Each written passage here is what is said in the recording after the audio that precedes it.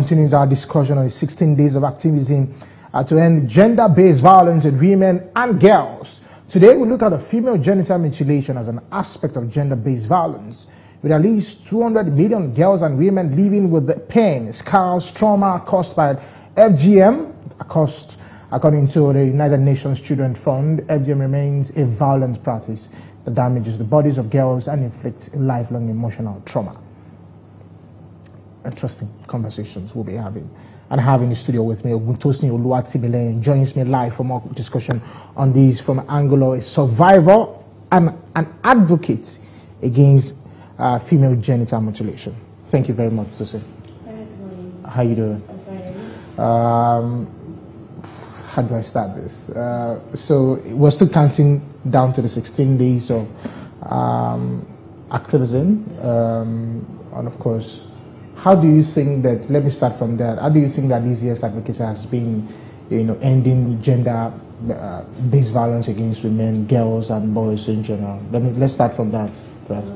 Okay, so there's been a lot of activism and sensitization to stop FGM. Has been on for a very long time. It could be better. It could be better to put an end to this practice because it's quite harmful and very traumatizing on women. Okay, before you share, because I know you're a survivor of female genital mutilation, before you share that, what are you an advocate for FGM, but tell us, your story and how you think that, we can be able to go away from this narrative or this perspective that this must happen. Tell us your story and how you think that we can best address this issue. Okay, this particular act is just quite common in my family, but it's been stopped. Okay. So my grandma, because that's basically like the ancestor I have contact with. What state are you from? Ondo State, okay. But she's from Ekiti. Okay. Yeah. So they believe that these practices help or curb sexual immoralities and helping people go astray from the norm. Yeah. And they believe, okay, so there's something they always say that it aids childbirth because the baby's head is not allowed to touch that part that has been cut off. Yeah. Yeah, so it's something that has been done over the years, but through my pursuit in stopping it, it's been stopped totally on my own part from my side, yeah. So, this is something that you don't even know is wrong initially. Nobody knew it was wrong. They believe that this is just the right way to do things to women. And I remember a particular lady that was actually caught because she was supposed to marry into our family. Yeah, so it's like a must. It's something that must actually happen if you have to marry into the particular family. So it was quite traumatizing. Sometimes some of the ladies look forward to it, but I don't think I look forward to being caught. I don't even look forward to being injured normally. So looking forward to being caught is not something I enjoyed, but as I say, it's something that must be done. Wait. Okay. I'm trying as much as possible to just... I can't put myself in that situation, but I'm trying to understand how they thought that it was the right thing to do. Did it ever occur to them that, there are implications for things like this? I don't think so. I don't think they ever thought it was wrong. Because, it's just like tradition passed down from generation to generation over time. So that is what they did. So they just tried to preserve the culture. Not until the awareness came and I'm like, this thing people did was very wrong. They didn't know. So I forced my grandma so much and I forced my mom. Why would they allow it happen? She was like, it's her mom, like something that was done to her, so they have to pass it down. Like, it's just wrong. Whether or not, I don't, being caught is, I don't know if I should use the word wickedness, like total wickedness, yeah.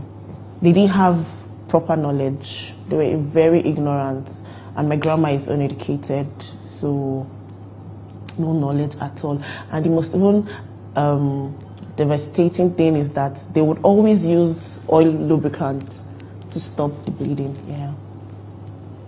So that's, I'm trying to just wrap my head around it. But you're already a survivor of it. How do you think that we need to start, ending this? And of course, the people who have gone through this, how did they, heal? Is there any stigmatization to it? If there is, how do we go past through it? It's not only in Nigeria; it's in Africa. Because I think I was reading a report, by United Nations, where it said that almost like more than as a 20 in Nigeria as a 2013 to 2018, over 16.9 million women passed through that issue. You would think that if you just happen probably to be in the north alone, but it's happening in the south as well. How do we go pass through that issue? People who need to get healing, how do we get that advocacy to them, and they don't get stigmatized for it? One thing about FGM, female genital mutilation, is that you can't tell. You can't know if a lady has been caught. Yeah. And I think there should be more activism on women speaking out, encouraging women to speak out, because a lot of people need to heal. A lot of people are being caught when they're adults. Yes, there's a particular state. Hold on. Please, just hold on. I need to get that part again. I thought the court was it would be between the age of, maybe infancy. Yeah, maybe between the age of maybe 1 to maybe like 14, or you get some persons are being caught at the adult stage. Yes. Like I said earlier, there's a particular lady that wanted to marry into a family, and she had to be caught at that age of 20-something, because it's compulsory that all women in that family are caught. So what if I'm a lady and I don't want to be caught? Then some strong family traditions will not allow you marrying. They won't. So it's very wrong. There needs to be a lot of talk, encouragement for women to come out, because a lot of people are dealing with these things. There's just a lot of trauma, a lot of psychological problems attached to FGM, and a lot of women have sort of accepted their faith that, okay, this is how it's going to be, this is how it's supposed to be, and it's totally wrong. So there needs to be a lot of encouragement for women to come out, to talk, to stop it in their family. At least I think the family is the smallest unit here. Stop the FGM practice. So to me, it looks like they look into the future and they say that so that you not do this. So that's why we are doing this. Exactly. But it doesn't stop if you want to do it. Exactly. That's the truth. It doesn't stop. It doesn't stop anything if you still want to do it. But sort of, it kills, in a sexual way, it kills that hormone or that spike in you. Yes. So a lot of women do not even feel any sexual urge at all. Man, that's really bad. They don't.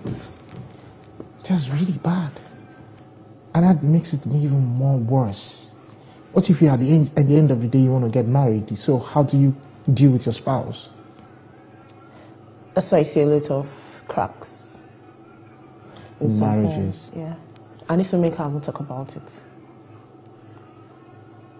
I think that it's not, while I agree that this is a women issue, I think men should also start speaking up for that. Exactly. Yeah, I think men should also start speaking up for that. Lastly, let's just look in general. How do you think that gender-based violence needs to, because generally, we need to start, how do we need to start addressing gender-based violence globally, Nigeria most especially? How do we need to start addressing that? I think the key thing is encouraging women to speak up, because a lot of women go through a lot of violence, not even necessarily FGM, a lot technology facilitated violence, work-based, so many.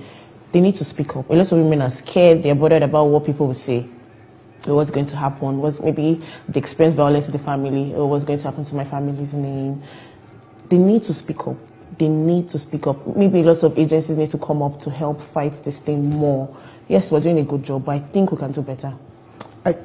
So while I also agree with you that women need to speak up, maybe there's this part of the conversation that we're trying to shy away from, where sometimes, forgive me if I might put the word, sometimes some women put themselves in that position to be taken advantage of. For example, true. You know, for example, you know that this person is like this, but you still stay in that position to be taken advantage of. True. You know, there are cases where women, forgive me, there's also perspective to what you call indecent dressing. Okay. Sometimes, you know, that's why permits me to use the word, you know, the perspective of what you call indecent dressing. But there are situations like that. How do we begin to address all of those things? Because these are conversations we are shying away from. We are just addressing the, okay, yes, women, general, so how do we? Okay, so I'll just touch a bit on what you talk about, the indecent dressing. You know, one thing I always tell people that this part of the world, this is Nigeria, this is Africa, there's some things that are not tolerated. So I remember if I go to the market, even when I'm dressed like this, they will still drag you. Yeah. So not talk of you now dressing badly. That is when you're setting yourself up for drugs, they would touch you. So sometimes you just avoid some certain things. Avoid some certain things totally. You are in Africa, you're in Nigeria. There's some things that we do not tolerate here. So I just feel you should not bring it to a particular setting. Thank you very much. Yes, it was really nice talking to you. I wish that we could have more of this conversation. Thank you. Oguntosin Oluwatimileye has been our guest on the show today, talking about the female genital mutilation, which is, of course, is part of gender-based violence, 16 days of activism. We'll go on a break. When we'll come back,